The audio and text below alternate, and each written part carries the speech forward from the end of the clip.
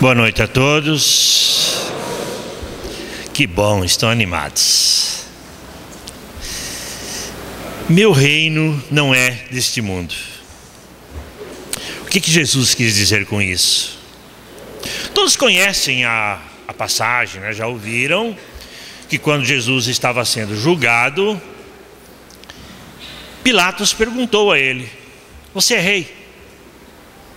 E insistiu nessa pergunta, tanto que Jesus disse: mas é você que está querendo saber ou são os outros que falaram para você? Ele disse: por acaso eu sou judeu? Foram os que te prenderam, que entregaram você para mim.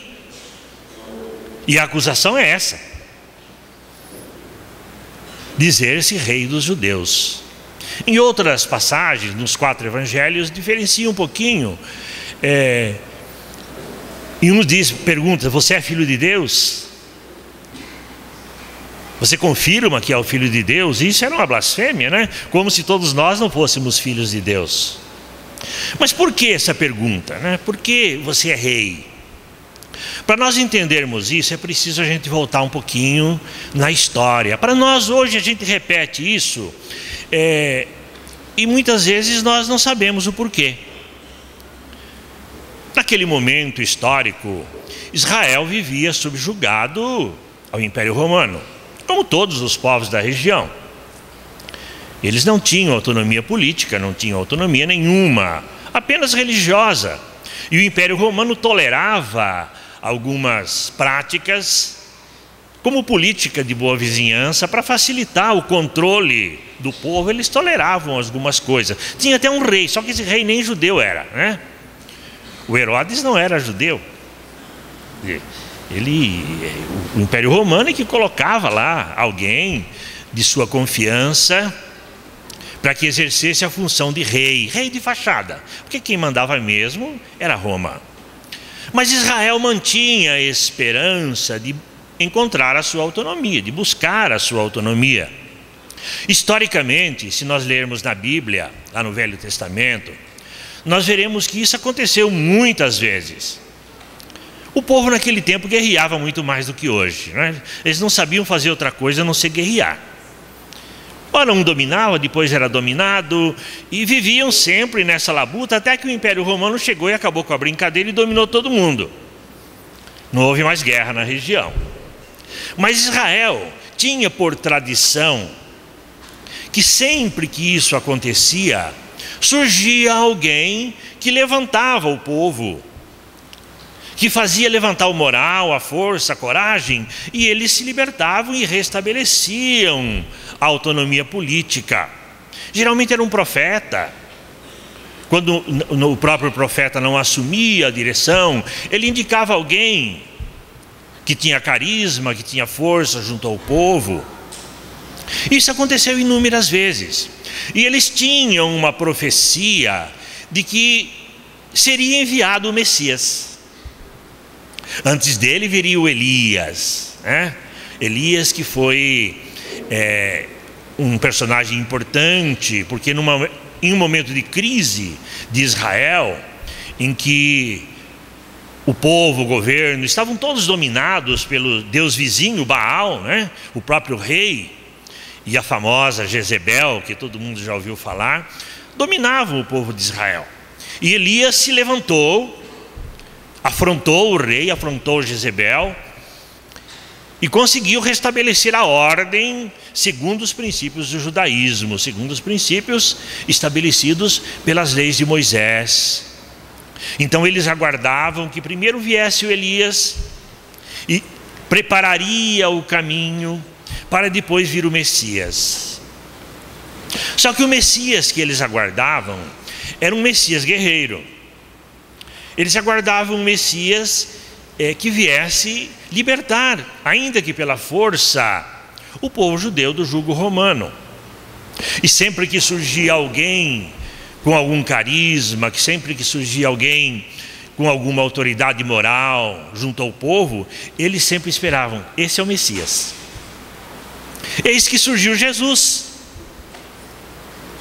Antes dele, João Batista, que já veio trazer uma mensagem nova, diferente, afrontando especialmente os judeus. Essa é a curiosidade. Ele não afrontava os romanos, ele afrontava os judeus, os costumes judaizantes.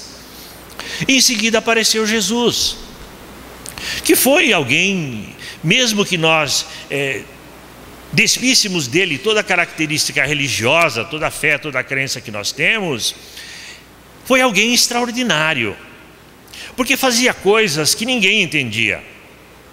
Nós só temos os relatos do Evangelho, nós não temos uma outra fonte de consulta, mas Jesus começou fazendo milagres. A sua primeira manifestação foi naquela famosa festa das bodas de Caná, em que ele teria transformado água em vinho. Por que Jesus fazia milagres, hein? Vamos chamar de milagres. O Espiritismo demonstra que milagres não existem. São leis da natureza que nós desconhecemos e que são movimentadas, mas vamos chamar de milagres para a gente entender. Porque é óbvio que surgindo num meio cético, num meio crítico, num meio violento, se ele surgisse apenas falando, sem nenhuma demonstração de autoridade, ele não seria ouvido, sem dúvida nenhuma. Ele precisava demonstrar de alguma forma, não porque ele tivesse necessidade disso, mas porque o povo tinha necessidade disso.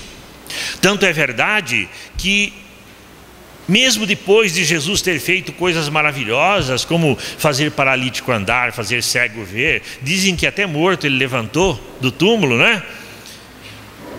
Os críticos chegaram e disseram: mestre, se és mesmo filho de Deus, mostra-nos um sinal. O que ele precisava fazer mais para demonstrar que era poderoso? Mas ainda assim, ele não pretendia libertar o povo de Israel do jugo romano. Ele não tinha essa preocupação. Existia na época um partido chamado Zelotes, que era na realidade um partido revolucionário, né? Que lutava com lutas de guerrilhas escondidas contra o Império Romano, dos quais fariam parte o Judas Iscariotes e o Barrabás, o famoso Barrabás, que foi trocado por Jesus. Quando perguntaram: quem quer que solte, Jesus ou Barrabás? É óbvio que o povo queria um guerreiro. Barrabás era o guerreiro, ao contrário do que dizem, era um bandido, talvez, segundo qualquer um conceito que possamos ter, mas ele era um revolucionário. E Jesus era diferente disso. Jesus pregava a paz, Jesus pregava a fraternidade, Jesus pregava até a certo ponto, até mesmo a submissão.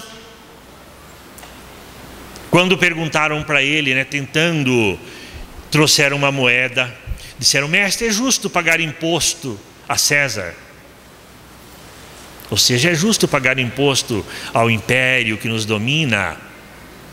Imagine se ele dissesse: é justo, pague sim, pague para você ser dominado. Eles queriam exatamente que ele dissesse isso, porque aí ele colocaria os judeus contra Jesus. Se ele dissesse não, não pague, ele colocaria os romanos contra Jesus. Mas ainda assim ele pediu: tragam-me uma moeda. De quem é a efígie? Ah, é de César. Então dê a César o que é de César, e a Deus o que é de Deus. Inúmeras vezes ele procurou demonstrar que a preocupação dele não era com as coisas materiais. Ele pregava o reino de Deus na terra. Então, quando o Pilatos perguntou: és rei? Ele disse: se eu fosse rei, os meus súditos lutariam por mim, me defenderiam, mas por ora eu não sou rei, meu reino não é deste mundo. Como entender isso, né? Os cristãos tradicionais acreditam que em determinado momento Jesus descerá dos céus e estabelecerá o seu reino aqui na terra, materialmente falando. Não mais apenas Israel, embora eles também vinculem muito a Israel, mas entre todos os povos Jesus estabelecerá o seu reino. Mas é isso que o Espiritismo ensina. Mais uma vez, para a gente poder entender, nós precisamos nos reportar ao que o Espiritismo ensina a respeito disso. Especialmente no capítulo 3 do Evangelho segundo o Espiritismo, que está muito bem resumido, O Espiritismo nos mostra a progressão da sociedade, a progressão, a evolução da humanidade em busca desse reino, que é o reino de Deus na terra. O reino governado por Jesus. Emmanuel diz que Jesus é o governador da terra. Está lá no livro A Caminho da Luz, um livro bastante interessante, quem quiser ler, não é? Mas como é que se processa isso? A codificação nos diz que, para efeitos didáticos, foi dividida a evolução humana em algumas fases, como mundos primitivos, olhando a história da humanidade, né? Olhando os estudos que fazem, nós vamos ver que não há muito tempo a população da Terra era totalmente primitiva. Vivia em tribos isoladas, sem nenhuma evolução, sem nenhum conceito de moral, guerreando entre si pelo simples prazer de guerrear, sem nenhum respeito ao próximo. Éramos brutos, pouco mais do que animais selvagens. Depois, dentro de um processo natural de evolução, nós passamos a vivenciar o que foi chamado de mundo de expiação e provas, que é o mundo em que nós vivemos hoje, que já é um passo a mais. Já não somos mais crianças espirituais, já temos consciência dos nossos erros, já temos consciência das nossas fraquezas, já temos consciência das nossas deficiências, mas o mal ainda predomina, porque grande número de pessoas ainda se comprazem no mal. Não são a maioria, não. Ao contrário do que muita gente diz, eu gosto de dizer, eu gosto de pensar, pelo menos, que são poucos os maus, assim como são poucos os bons. A maioria de nós está no meio termo. Não queremos o mal, vivemos a nossa vida simplesmente. Olhem na vossa vizinhança, vocês vão constatar isso. As pessoas não estão querendo fazer o mal para ninguém, embora não se preocupem também em fazer o bem.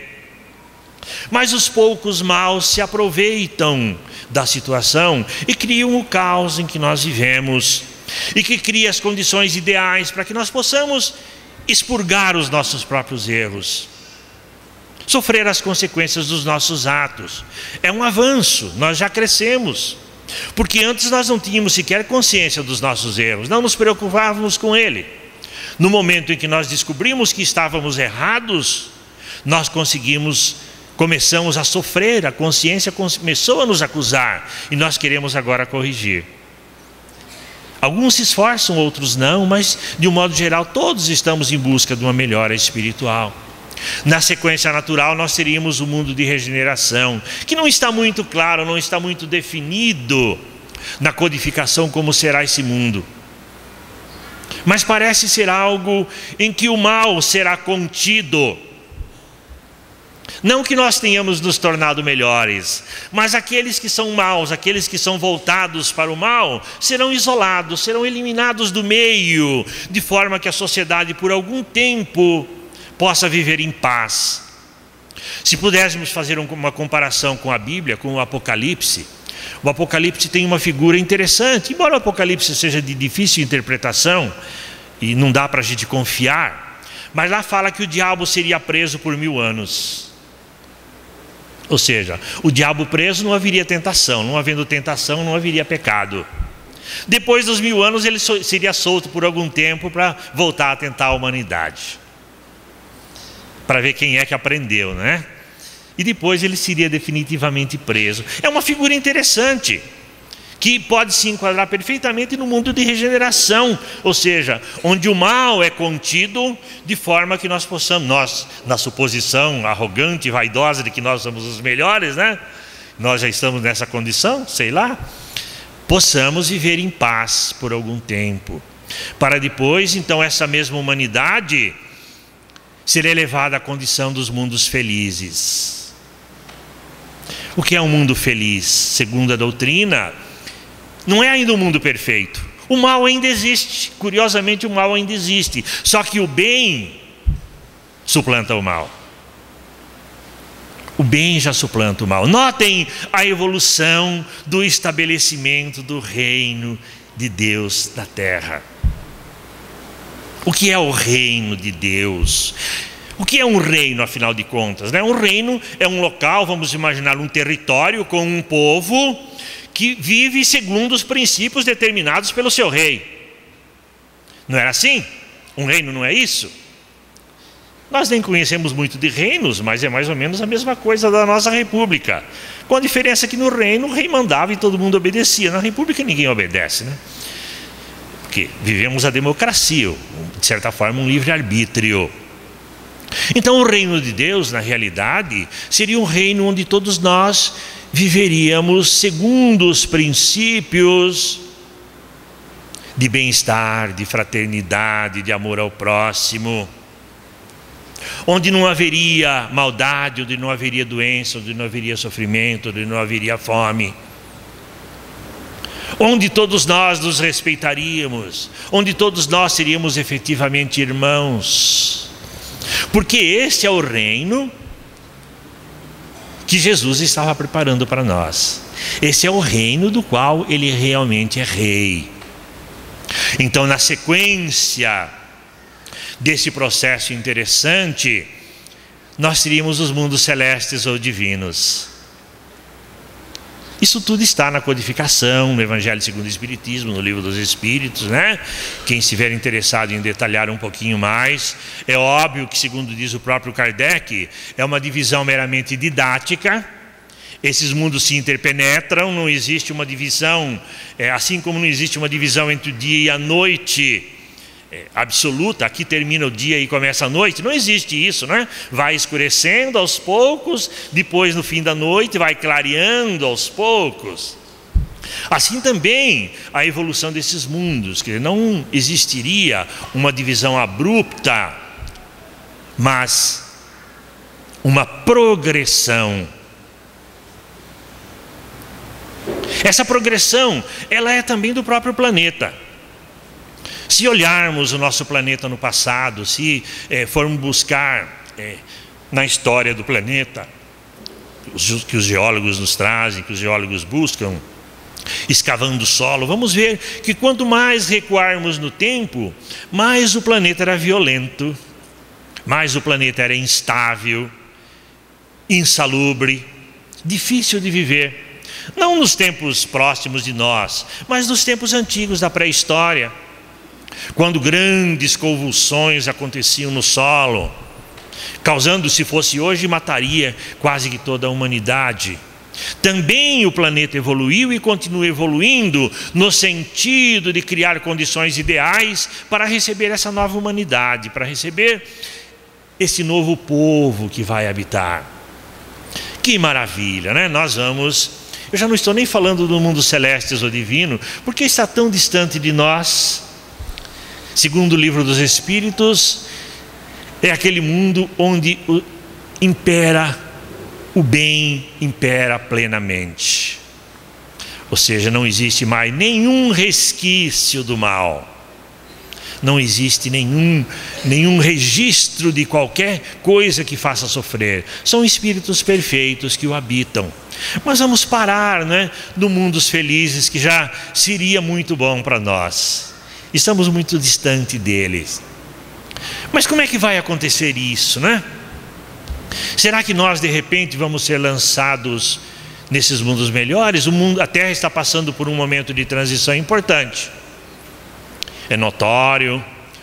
Os espíritos, nossos mentores, têm falado sobre isso, particularmente Bezerra de Menezes, tem falado inúmeras vezes sobre essa transição que estamos passando. Nós já estamos modificando, embora não pareça,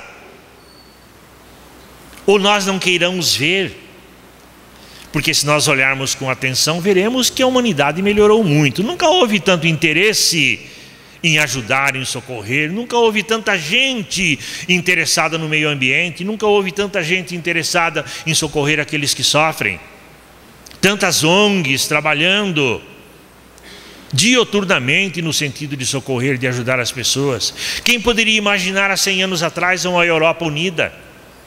Apesar das dificuldades, apesar dos contratempos econômicos, continua unida, e ninguém consegue sequer imaginar uma guerra na Europa, enquanto que há menos de 100 anos passaram por 2 guerras violentas. Então já mudou sim, nós já mudamos bastante, mas ainda falta muito. E como é que vai acontecer? Será que nós De repente Jesus vai chegar e dizer: todos vocês estão num mundo de regeneração. Na realidade, antes de pensarmos num mundo de regeneração, num mundo feliz, nós temos que pensar na nossa situação. Cada um de nós, individualmente, como é que nós somos? Qual é a nossa contribuição para o mundo que está aí? O mundo está bom? Como eu estou contribuindo para que ele seja bom ou melhor? Está ruim? Qual é a minha participação nisso? O que eu tenho feito de mal para o meu vizinho, no meu trabalho, na minha família? Eu estou em condições de viver nesse mundo de regeneração que nós aguardamos? Porque isso se processa individualmente, é uma conquista de todos nós. Embora didaticamente Kardec tenha separado esses mundos em primitivo, regeneração, expiação e prova, regeneração, mundos felizes e celestes ou divinos, na realidade são condições individuais. Eu sou o primitivo, eu sou um espírito em expiação e provas, ou eu sou um espírito em regeneração, ou eu sou um espírito feliz. E nessa condição eu posso viver em qualquer lugar. Nessa condição eu posso viver aqui na terra, eu posso viver nas tribos primitivas, eu posso viver em qualquer lugar. E eu serei assim. Eu serei um espírito feliz se for feliz. Porque felicidade não é uma coisa externa, felicidade é algo que está dentro de nós. É uma conquista individual. Nós podemos até chorar, nós podemos até nos lamentar diante de determinadas situações, mas sabemos que isso é passageiro. Não nos desesperamos e não deixamos de dar a nossa contribuição se nós já tivermos essa conquista. Eu sempre cito uma imagem que eu vi do Chico Xavier, já no fim da vida, quando ele já tinha passado por uma crise muito grande. Depois ele melhorou, vocês devem se lembrar, e ele foi entrevistado por um programa de televisão, e ele repetiu pelo menos umas 3 vezes: eu sou muito feliz, eu sou muito feliz. Ou seja, ele não precisava viver no mundo feliz, ele era feliz. Nós cantamos aí a oração de São Francisco. Será que São Francisco não era feliz? É claro que era. Será que Buda não era feliz? Será que os grandes mártires do cristianismo não eram felizes? Eram, porque já haviam conquistado, já haviam alcançado essa condição interior. Não precisavam viver em um mundo melhor. Então se entende também o reino de Deus como um estado de espírito. Ou seja, quando nós passamos a viver, nós passamos a vivenciar segundo os princípios do Evangelho, nos esforçando para nos melhorar sempre, nos esforçando para dar a nossa melhor contribuição para o bem comum, nós já estamos vivenciando esses mundos melhores. E não importa o que venha a acontecer, não importa o que venha a ocorrer com a terra, com seus habitantes, nós seremos sempre felizes, porque já teremos conquistado isso, já teremos alcançado isso em nós. E eu acredito, eu entendo que era isso que Jesus queria dizer quando ele disse: meu reino não é deste mundo. Ele não estava falando de um mundo territorial, ele não estava falando de um território, de um povo, mas ele estava falando de um estado de espírito, de uma situação de felicidade, uma situação de pessoas, de comunidades, de multidões que viveriam segundo os princípios esposados pelo Evangelho, segundo os princípios que foram trazidos por Ele próprio e por muitos antes deles e que por muitos depois dele, no sentido de alcançarmos o reino de Deus, no sentido de alcançarmos uma situação de felicidade que realmente determina aquilo que é o reino de Deus. Quando eu era evangélico, eu cantava um hino, não vou cantar aqui não, tá? que acho que todo mundo já ouviu assim: eu avisto uma terra feliz, onde irei para sempre morar, e assim por diante. Ou seja, falando, descrevendo a crença deles, uma crença bonita, embora colocasse aqui na terra, na nossa condição, mas uma crença maravilhosa, de uma terra, de um mundo de felicidade, que nada mais é do que a reunião de pessoas como nós, todas voltadas para o bem comum, todas voltadas para a fraternidade, todas voltadas para o amor. Não é um decreto de Deus. Deus não vai decretar em determinado momento: a partir de agora meu reino está estabelecido na terra. Seria um ato ditatorial, seria um ato de força, em que nós não seríamos bons, nós estaríamos contidos em nossos sentimentos, em nossos princípios, por uma força exterior. Mas quando nós entendemos que esse mundo feliz, esse reino de Deus, é a reunião de espíritos bons. Espíritos bons não foram criados bons. São espíritos que cresceram, são espíritos que evoluíram, que aprenderam ao longo do tempo, ao longo da caminhada, de infinitas encarnações, de infinitos sofrimentos, de infinito aprendizado, conquistaram a condição de ser bons. Uma situação aparentemente difícil, tanto que Jesus disse, quando chamaram de bom, ele disse: não me chames bom, bom é apenas o Pai que está nos céus. Ele quis nos ensinar que não é tão simples assim. Mas ele também enfatizou que é possível, quando ele disse: sede perfeitos como perfeito é vosso Pai que está nos céus. Busquem a perfeição.